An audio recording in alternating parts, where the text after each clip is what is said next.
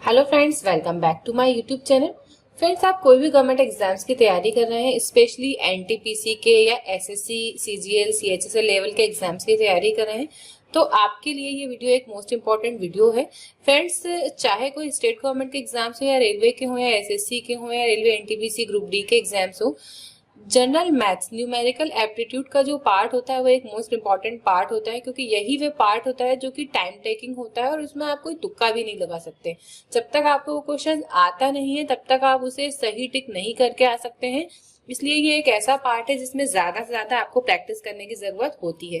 जितनी ज्यादा आप प्रैक्टिस करेंगे उतने ही ज्यादा आप मार्क्स इसमें ला पाएंगे। ज्यादा से ज्यादा मार्क्स लाने के लिए आपको ज्यादा से ज्यादा प्रैक्टिस करनी होगी, वीडियोस देखने होंगे और कॉपी पेन लेके से सॉल्व करना होगा। ऐसा ही नहीं, जीके हो गया या साइंस हो गया, उसमें तो आप चलते फिरते उठते बैठते आपने वीडियो देख लिए, याद कर लिए, हो गया काम।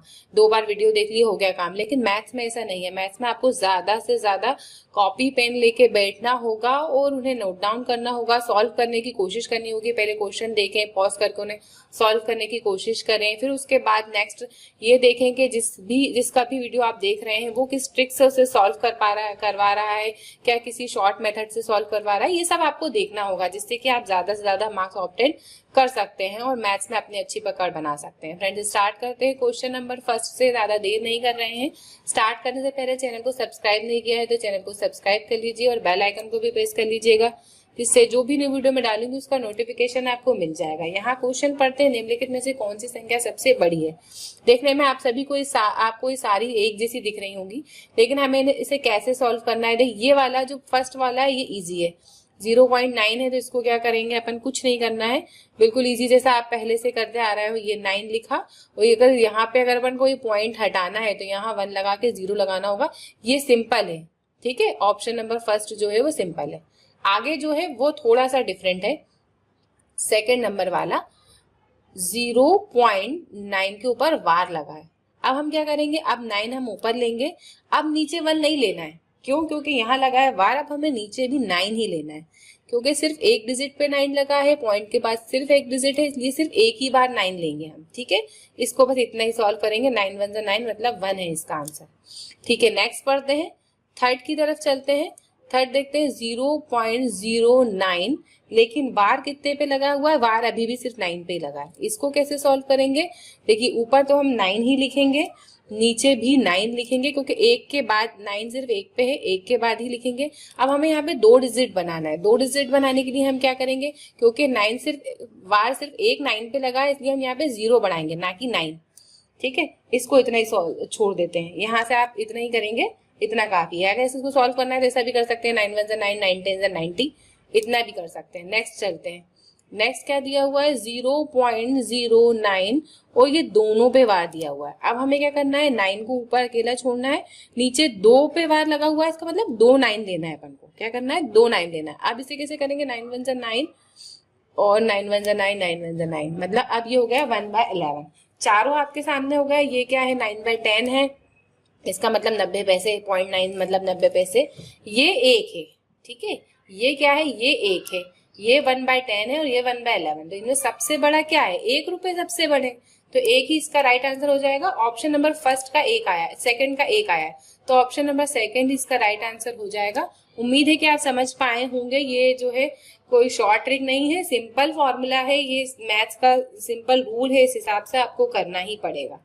नेक्स्ट क्वेश्चन की तरफ चलते हैं। नेक्स्ट क्वेश्चन है, निम्नलिखित में से सबसे छोटा भिन्न क्या है। इसको सॉल्व करने का एक सिंपल तरीका मैं आपको बता देती हूँ। बहुत सारे लोग इसको आप अलग अलग तरीके से करवाते होंगे। मैं जिस तरीके से करती हूँ उस तरीके से तो कुछ सेकंड में ही आंसर आ जाता है। अगर एक तरीका पूछ लिया जाए, एक की सबसे बड़ी कौन सी है, सबसे छोटी कौन सी है, तो इसे बहुत इजीली मैं इसे सॉल्व कर लेती हूँ। आप चाहें तो दूसरे तरीके से भी कर सकते हैं। एक बार आप मेरा तरीका देख लीजिए। अब हमें क्या करना है, यहीं से स्टार्टिंग पहले पूरे जमा लिए, अब स्टार्टिंग से स्टार्ट करना है। 6 का यहाँ से 6 से ये स्टार्ट करना है। 7 5 जा 35, 6 6 जा 36। हमें क्या चाहिए, सबसे बड़ा चाहिए। यहाँ आया, देखो यहाँ से देखो, ये 7 5 जा 35 और ये 6 6 जा 36, ये बड़ा है ना। अब ये काट दो, आगे बढ़ो, नहीं सॉरी, उन्हें सबसे छोटा चाहिए ना। 6 6 जा 36, 7 5 जा 35, इसका मतलब ये काट दो, ये बड़ा है इन दोनों में। ऊपर वाला देखेंगे बस अपन, है ना। जब इसका नीचे वाले का मल्टीप्लाई इस अंश का हर का मल्टीप्लाई इस अंश में करेंगे, इस हर का मल्टीप्लाई इस अंश में करेंगे, तो अपने आप ये बराबर हो जाएगा ऊपर वाला। ठीक है, इसको इस तरीके से ही सॉल्व करना है, इजीली आपका आंसर आ जाएगा। फिर से एक बार देखिए, 6 6 36, इस 6 का टेबल इस 6 में करेंगे, यहाँ आएगा 36, और इस 7 का इस 5 में करेंगे, यहाँ आएगा 35। ठीक है, तो इसका मतलब ये बड़ा है, हमें छोटा ढूंढना है, तो इसको अब हम काट देंगे, भूल जाएंगे, आगे चलेंगे। ठीक है, हम ये वाला जो 35 है ना, इसको भी 2 मिनट के लिए यहाँ से हटा देते हैं। ठीक है, अब नेक्स्ट चलते हैं। आप जब करेंगे तो बहुत इजीली सॉल्व कर पाएंगे, मैं तो सिर्फ आपको समझाने के लिए थोड़ा सा टाइम ले रही हूँ। 8 5 जा 30, यहाँ से अब ये इसको भूल कर अब इन दोनों में कंपैरिजन करेंगे। 8 5 जा 40 और यहाँ पे 6 7 जा 42, तो इसका मतलब ये छोटा है, ये बड़ा है, इसको फिर भूल जाए अपन, है ना। ये वाला बड़ा आया, 8 5 जा 40, 6 7 जा 42, तो ये 42 है, ये 40, ये 42 वाले को भूल जाइए। अब ये बचा और सिर्फ ये दोनों पड़ रहे हैं, अब इन दोनों को लड़ाते हैं। 5 5 जा 25 और 6 4 जा 24, तो ये 25 बड़ा हुआ और 24 छोटा हुआ, मतलब ये इन सब में जो है, अच्छा तो फिर भूल गए हम, सबसे छोटे की तरफ नहीं, सबसे बड़े की तरफ नहीं, सबसे छोटे की तरफ चलना है। ये बड़ा हुआ और ये छोटा हुआ, तो ये छोटा है, तो यही आंसर है, क्योंकि अपन छोटे की तरफ चल रहे हैं। क्वेश्चन में छोटा पूछा है, ना कि बड़ा। मुझे कंफ्यूजन हो गया था और मैं बड़े की तरफ आ गई थी, तो ये छोटा पूछा है, तो छोटे की तरफ आ गए, तो यही इसका राइट आंसर है 4/5, जैसा कि ऑप्शन नंबर 4 में दिख रहा है। इस तरह की क्वेश्चन और भी आगे मैं आपको करवाने की कोशिश करूंगी, शायद उसको देखकर आप आसानी से सॉल्व कर पाए। नेक्स्ट क्वेश्चन की तरफ चलते हैं। वह सबसे कम संख्या में 2025 में शामिल होना चाहिए ताकि योगफल 27 से पूर्णतः विभाजित हो जाए। इस तरीके के क्वेश्चंस को क्या करना है, बिल्कुल सिंपल है, हमें एक ऐसी संख्या जोड़नी है इसमें कि वो 27 से पूरी तरीके से विभाजित हो जाए। तो जब हम 2055 से डिवाइड करेंगे ना, तब जो बचेगा उसके हिसाब से राइट आंसर आएगा। अब 27 को हम कैसे करना है, अब अगर 27 का आपको मल्टीप्लाई आता है, आपको टेबल आता है, तो बहुत ईजी बात है। अगर आप बहुत ज्यादा प्रैक्टिस करेंगे ना, तो ये सारे टेबल भी आप इजीली कर पाएंगे। लेकिन नहीं आता है तो 25 तक का तो सबको आता है ना, 25 का अगर पढ़े तो 25 8 जा 205 होता है, तो 200 होता है, तो ये 205 और ये 27 ज्यादा है, तो हम क्या करेंगे 7 बार पढ़ के देखेंगे। यहाँ पे एक बार पढ़ के देखें 7 बार, 7 7 जा 49, कैरी आई 4, 7 2 जा 14 और 4 149। ठीक है, अब 189, 7 2 जा 14 और 4 8 189। अब इसको यहाँ से माइनस कर लो, कितनी बार पढ़ा, 7 बार पढ़ा। कितनी भी बार पढ़ा है कोई फर्क नहीं पड़ता, क्यों, क्योंकि अभी मैं आपको बताती हूँ, हमें चाहिए रिमाइंडर, हमें सिर्फ रिमाइंडर से फर्क पड़ता है, ना तो डिविजर से ना डिविजिबल से, हमें सिर्फ रिमाइंडर चाहिए। देखिए अब आगे देखते हैं। 5 15 में से 9 गए तो यहाँ बचे 6, 19 में से 8 गए तो बचे 18 गए तो बचे 1। अब इस 5 को यहाँ उतार लेंगे। ठीक है, अब 27 का ऐसा टेबल पढ़ेंगे कि आए 142।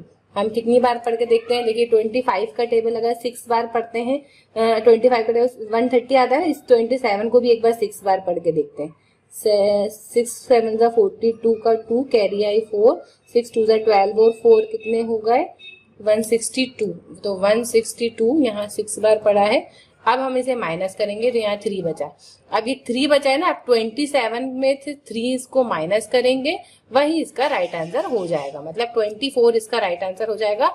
मतलब आप चाहें तो करके देख सकते हैं। 2055 में अगर 25 प्लस करेंगे तो ये पूरी तरीके से 27 से डिवाइड हो जाएगा, वही इस क्वेश्चन का राइट आंसर हो जाएगा। नेक्स्ट क्वेश्चन की तरफ चलते हैं। यदि 4011 और बी जो है ए दिया हुआ है 4011, बी दिया है 3989 को, तो ए बी का मान करना, ए बी मतलब ए इंटू बी का मान ज्ञात करना। अब इस तरीके का मल्टीप्लाई अगर आप करना चाहें तो बहुत बड़े तरीके से भी कर सकते हैं, और एक छोटे तरीके से कैसे कर सकते हैं कि वो जो आप अगर आपको एग्जाम में बिल्कुल नहीं आ रहा है तो आप मल्टीप्लाई ही कर दें, क्योंकि प्लस माइनस इंटू डिवाइड तो सभी को आता है, तो आप इजी से कर पाएंगे। लेकिन थोड़ा सा टाइम जरूर लगेगा, लेकिन आंसर सही आ जाएगा। लेकिन अगर आप वैसे नहीं वैसे करें तो अच्छी बात है, लेकिन मैं आपको एक शॉर्ट ट्रिक भी बता देती हूँ। आपको एग्जाम में ऐसे ही नंबर्स दिए रहेंगे जो कि इजीली सॉल्व हो सकते होंगे। कैसे, इस 4011 को हमको a इंटू बी तो निकालना ही है। इस 4011 को हम क्या मान सकते हैं, 4000 प्लस 11 मान सकते हैं, और मल्टीप्लाई करना है हमें 3989 क्या है, 4000 में से 11 जा रहा है तो 3989 आ रहा है ना, तो इसको ऐसे लिख सकते हैं। अब हम इन दोनों को मल्टीप्लाई कर देंगे तो ये भी कितना हो गया, ये 2 बार हो गया अपना। 4000 कितनी बार हो गया, 2 बार हो गया, और फिर यहाँ पे माइनस 11 इंटू 11 हो गया, 11 इंटू 11 हो गया। अब 4000 को 2 बार 4 4 से 16 होता है, 3 जीरो कितने जीरो में हो जाएंगे, 6 जीरो में बदल जाएंगे। कितने जीरो में बदल जाएंगे, 6 जीरो में। क्योंकि अपन को स्क्वायर निकालना है ना, 4 का स्क्वायर 16 और 3 0 का स्क्वायर 6 0, 1 2 3 4 5 6 और 11 का आप सभी को पता है कि 121 होता है। माइनस कर दो, कोई भी पता सकता है। देखिए 10 में से 1 जाएंगे तो 9 बचेंगे, 9 में से 2 जाएंगे तो 7 बचेंगे, 9 में से 1 जाएंगे तो 8 बचेंगे। फिर यहाँ 3 9 है, 1 2 3, यहाँ 16 नहीं 15 बचा है क्योंकि एक कैरी दिया था। तो 1 5 9 9 8 7 9, अगर आप इसे सॉल्व करेंगे तो 10 सेकंड के अंदर आसानी से सॉल्व कर लेंगे। तो ये कहाँ दिख रहा है आपको? ऑप्शन नंबर फर्स्ट में दिख रहा है 1 5 9 9 8 7 9। ये कहाँ दिख रहा है? ऑप्शन नंबर 1 में दिख रहा है। वही इस क्वेश्चन का राइट आंसर हो जाएगा। इस तरीके से करें, बहुत बेहतर तरीका है, क्योंकि ये इस तरीके से क्वेश्चंस आपको एग्जाम्स में ऐसे ही नंबर देंगे जो कि ये इस तरीके से जम जाए। और अगर आपको ऐसे नहीं आता है तो डिवाइड मल्टीप्लाइज इजीली कर दिएगा। थोड़ा सा टाइम टेकिंग है जरूर, लेकिन राइट आंसर आपका आ जाएगा। लेकिन आप इस तरीके से करें, स्मार्ट वर्क करें, तो आपके मार्क्स अच्छे आ सकते हैं, टाइम बच सकता है आपका। फ्रेंड्स, इस वीडियो के इंपॉर्टेंट क्वेश्चंस कंप्लीट हो चुके हैं। इन सभी क्वेश्चंस को आप चाहें तो कॉपी में नोट डाउन कर सकते हैं। ये फॉर्मूलाज आप कॉपी में नोट डाउन कर सकते हैं, ट्रिक्स आप कॉपी में नोट डाउन कर सकते हैं, जिससे कि आपकी मैथ्स पे पकड़ अच्छी बन जाए। जितनी ज्यादा आपको क्वेश्चंस जहां से भी मिले ले लीजिए और नोट डाउन करते जाइए। आपके लिए बहुत अच्छी बात होगी, आपके एग्जाम्स के लिए बहुत अच्छी बात होगी। अगर आपके एग्जाम्स अभी आने वाले हैं तो जितनी ज्यादा आप प्रैक्टिस करेंगे उतने ही ज्यादा आप मार्क्स ऑब्टेन कर पाएंगे। नेक्स्ट वीडियो जल्द से जल्द लेकर आऊंगी मैं। तब तक के लिए मेरा आप सभी से यही कहना है कि अगर वीडियो पसंद आया है तो वीडियो को लाइक करें और चैनल पर नए हैं तो चैनल को सब्सक्राइब करें। नेक्स्ट वीडियो जल्द से जल्द लेकर आऊंगी मैं। तब तक के लिए best of luck and good bye.